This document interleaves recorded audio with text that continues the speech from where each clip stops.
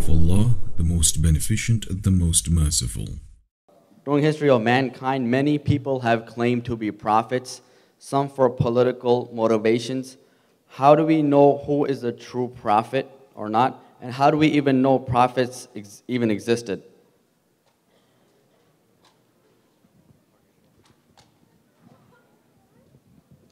Assalamu alaikum. These are pretty epic questions. And so it's kind of hard to answer in a minute. And I can point you to some essential ideas, but they each kind of require a discussion. First and foremost, yes, there have been people that claim to be prophets, and we're warned about them in Islam also. And as a matter of fact, the Quran, in a good chunk of the Quran, 2/3 of the Quran is early revelation. You could call it early revelation. And it's predominantly addressing an audience that's not so sure that the man they're talking to is a prophet.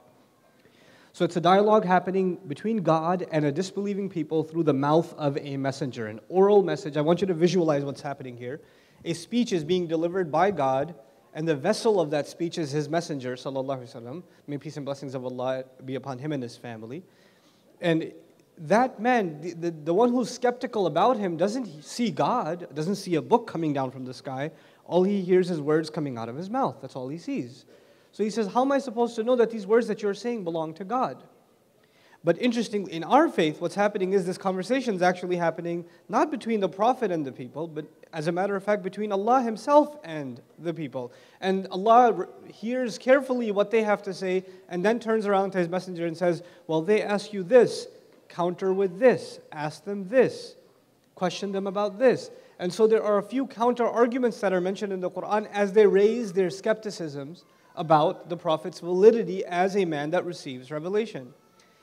Now, of the criticisms they made, the things that made them doubtful, number one was, why would it be a human being? And if we really deserve guidance, it should have been an angel or something that came down.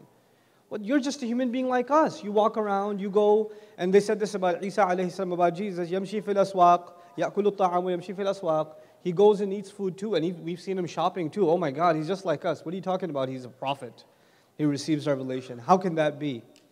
And the Quran's response to that is very interesting. And I'm summarizing from various places. Essentially, human beings have a problem with authority, especially if they see the other as no different than themselves.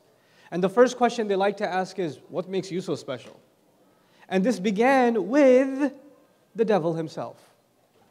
What's so special about Adam? What's he got? Why do I have to accept that he is chosen for any reason? I refuse. So the attitude this problem isn't so much a philosophical one as it is a psychological one. I just don't like people having authority or being special over me somehow. This is the same problem as the brothers of Yusuf alayhi salam, have with him. Why him? He's the youngest. He can't even take care of himself. He's so little. And we're all, وَنَحْنُ عُصْبَةٌ, we're this big gang. Dad should be proud of us. Why does he get most of his love? You know? This is a human tendency. Number two, so that's one thing, right? The second issue with accepting just another human being and saying, why didn't an angel come? If an angel came, it would have been so much more convincing. And then they asked, why not? There were so many other qualified candidates. If you picked one of the political leaders that we already are used to listening to, and on top of all of his popularity, he came around and said, by the way, God spoke to me last night. It would have been an easier transition because we're already used to his leadership, right? So that would have been a convenient evolution of that leader, right? And here you have an orphan who is not very wealthy. I mean, he comes from a noble family. He's not wealthy at all, as a matter of fact. And he's coming and making this claim, and you have to put yourself or appreciate the position he's putting himself in.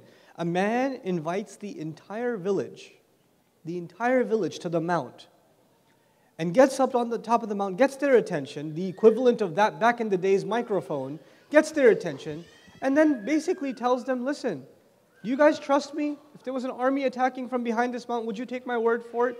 They said yes, because he had credibility among them. And he said, well, I'm going to use that credibility now to make a claim before you. I'm a messenger of God. You are going to rise again just as sure as you're going to die. You're going to be answering for your deeds. You know? And he makes the claim to be a messenger. What do you think the response of an entire crowd is going to be when they hear something like that? The first response is, you're insane. What happened to you? And no surprise, that was the response. So when somebody argues that the Prophet had political motives, or how do we know he had genuine motives or not? No one in their right mind is going to go one against an entire community with hopes of one day convincing the entire community and then having aspirations of world domination starting as it doesn't make any sense.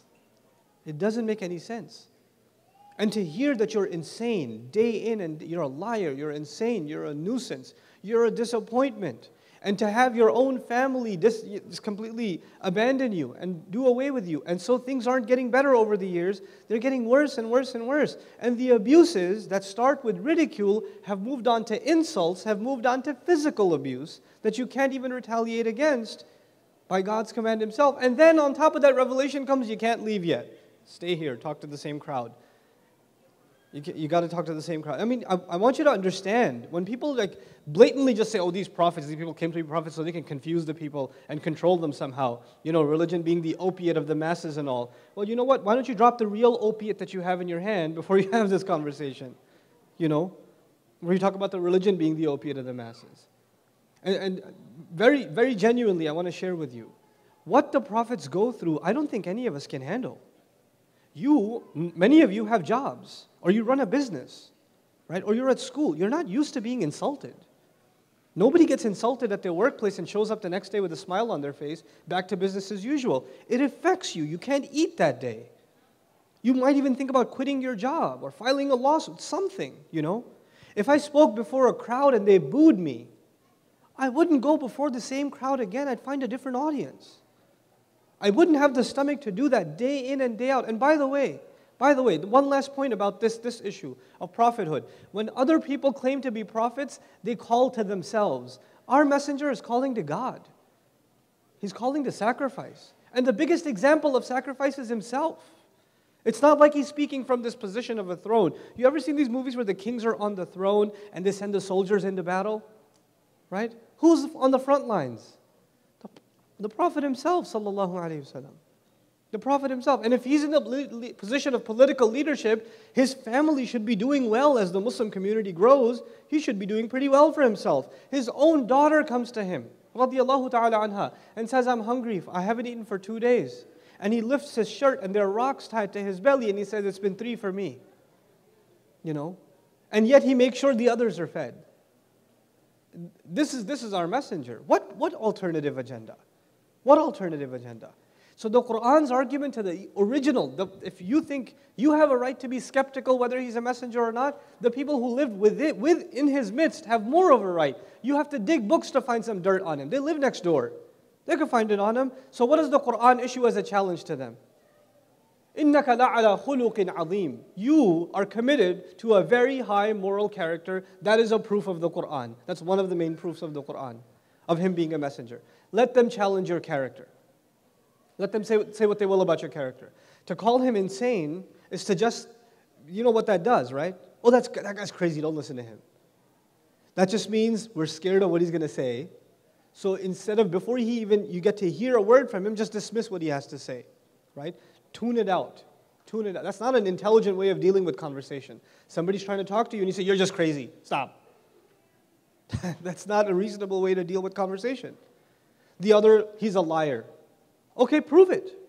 Quran says, Hatu burhanukum. Go ahead, bring your evidences. It issued the invitation. So I tell Muslims, when Orientalists or sometimes certain overly enthusiastic leaders of other religions bring a whole barrage of attacks against Islam, welcome, because they are doing something Quran asked them to do. Quran said, Hatu burhanakum in kuntum sadiqeen. Bring your proofs if in fact you stand on the truth. Go ahead and bring it. Let's have it. Let's have this conversation. When Christians came from Najran to meet the Prophet ﷺ, and they were skeptical, is he a prophet or not? We've heard some things, seems like he confirmed some of our revelation, we want to see with our own eyes. Guess what? They stayed at the masjid for weeks, at the masjid, and they worshipped Jesus at the masjid for weeks. They worshipped as they would at the mosque. And they asked the Prophet questions and engaged in dialogue for weeks, and revelation came specifically to address their concerns.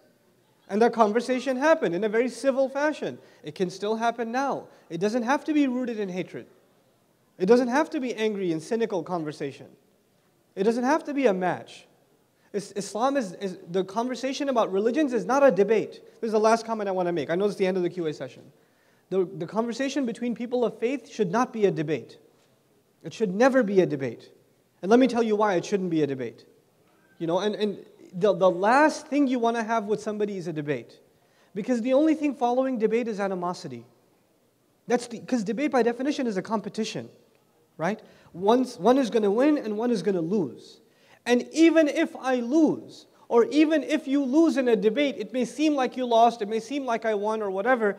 Even if I lose and the other one had stronger evidence, a bigger argument, I got stumped, I got taken out, whatever it may be, you know what's going on in my head? The last thing I'm thinking in my head is, now that I lost this debate, I should accept what he's saying. That's not what you're thinking. You're thinking, what can I come up with next time for round 2 to get back at him even better? In other words, it increased you in your animosity towards the other. It made you even more opposed to a message. The thing to do with people, and when it comes to matters of faith, is conversation. Is civil, respectful conversation. Debate is not the Qur'an's way either. It isn't. It's discussion. It's conversation. It's healthy exchange. It's sincere counsel. It's sincere counsel. Yusuf alayhi salam is in prison. Joseph is in prison. The prisoners come to him. He doesn't say, hey, you guys look like a bunch of idol worshippers. Let me tell you, your religion is wrong. Why don't you prove to me your religion? No, he doesn't start like that. Guys, come here. I just want to talk to you. I come from a very noble family. My ancestry goes all the way back to Abraham. And we have this covenant with God I want to tell you about. They start with a message of commonality. That's where they start. Even the conversation with the Christians in the Qur'an. And the Jews as well. قُلْ يَا أَهْلَ الْكِتَابِ تَعَالَوْا إِلَىٰ كَلِمَةٍ سَوَاءٍ بَيْنَنَا وَبَيْنَكُمْ. Come to a word that we find in common between us and yourselves. Why don't you come and have a conversation about what we have in common? أَلَّا نَعْبُدَ إِلَّا اللَّهِ. That we will worship no one except God Himself, Allah Himself. Let's start with that. Let's have that conversation, This is, and these comments you'll notice like on Facebook and other places or YouTube, people will put videos about Islam or like a lecture or something, and there'll be non-Muslim comments underneath like, you blank, blank, blank, blank, I can't say it here. And I would never dirty my tongue with those words because Muslims don't use filthy language. Muslims don't use filthy language.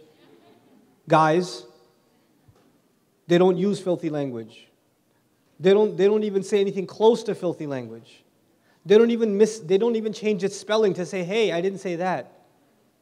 They don't do it. And they say those things about Islam and the Prophet and the Quran, and then some Muslim in his spirit of jihad fi sabilillah responds, well, you kafir, let me tell you, you are a beep, beep, beep, beep himself. That's not Islam. That's not da'wah either. I don't know what that is. That's two people that have no respect for themselves. That's what that is. One of my nephews came up and asked one time, he heard one of the filthy words that's common in society now. He heard it in school. He goes, what does that mean? And I told him that means the person who said it is very frustrated, but Allah has not given him the intelligence to express his emotions. And when someone's not smart enough to express their frustrations, they use these kinds of dirty words. These are words that just describe a lack of intelligence. That's what they're for. Allah made us smart people, and smart people don't use those kinds of words because they find it an insult to their intelligence. We have to have that attitude even when we're discussing faith. We should not insult our own and other people's intelligence. We can have civil conversation. Genuine questions can be asked and healthy conversation can be had. But if you come into a conversation with the idea of stumping another, outdoing another, pinning somebody down with your counter argument or this point that you found and say, aha, I gotcha, then you know what? You have better uses for your time. You really do. You need to get a life. You seriously need to get a life. If you have genuine curiosities, you want to figure out how does the Muslim mind work? How do they think about these things? That's a great thing. And Muslims also, don't ask insulting questions to your Christian and Jewish friends. Hey, Bani Israel guy, come here. I got to ask you something. How come you people hate the Prophet so? Don't do that. That's ridiculous. We have to be respectful in conversation, both the non-Muslims with the Muslims and the Muslims with the non-Muslims. And I pray that these kinds of forums encourage that.